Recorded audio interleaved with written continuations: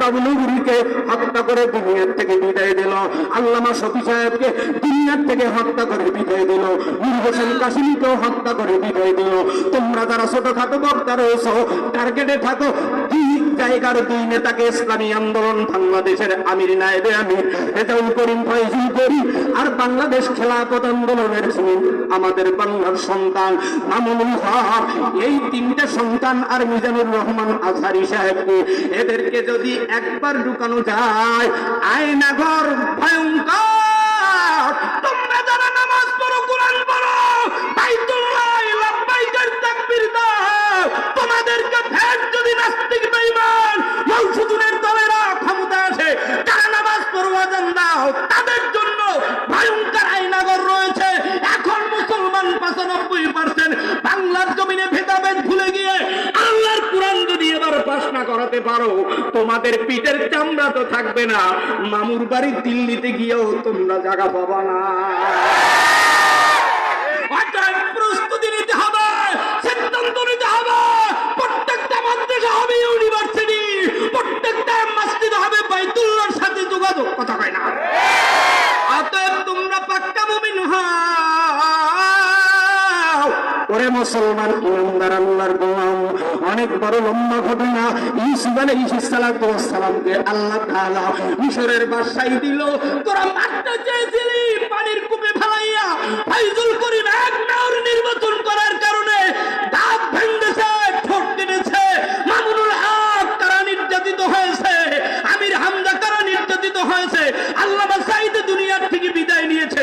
তোমরাও সচেতন হও, সজাগ হও, এখন থেকে প্রস্তুতি নাও।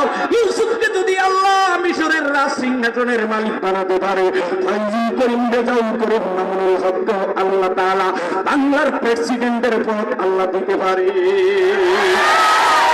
ওরা সৎ ভাইরা যেমনি ভাবে ভিক্ষার ঝুলি নিয়ে মিশরের রাজপ্রাসাদের কিনারে সিরিয়াল দিয়ে দাঁড়িয়েছিল, ওরা বলেছিল মারা গেছে, ওরা বলেছে আলেমরা সব মারা যাবে। বাংলাদেশে নাকি জঙ্গি সংগঠন, নামাজ পড়লে দাঁড়িয়ে রাখলে, হজ করলেই জঙ্গি হয়, কোরআনের কথা বললেই জঙ্গি হয়। শুনে রাখো মুসলমান, মুসলমান কখনো জঙ্গি হতে পারে না, উগ্রবাদ হতে পারে না।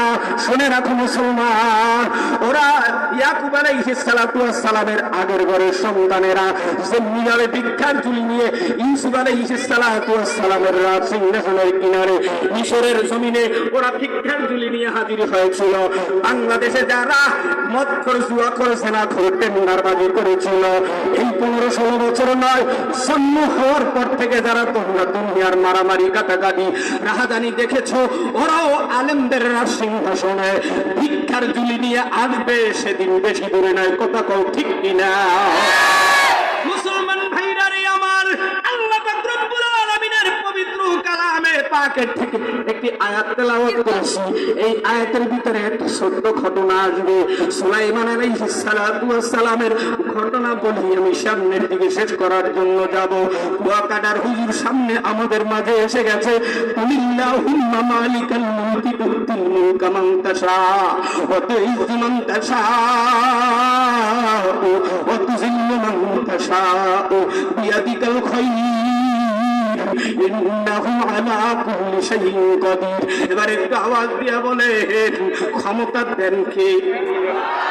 আরো আস্তে বলেন, ক্ষমতা নেন কে? একটু আওয়াজ দিয়ে বলেন, সমস্ত ক্ষমতার মালিক কে? আল্লাহকে আল্লাহ বললে ডাক দিলে ইমানদারের অন্তরটা ঠান্ডা হইয়া যায়।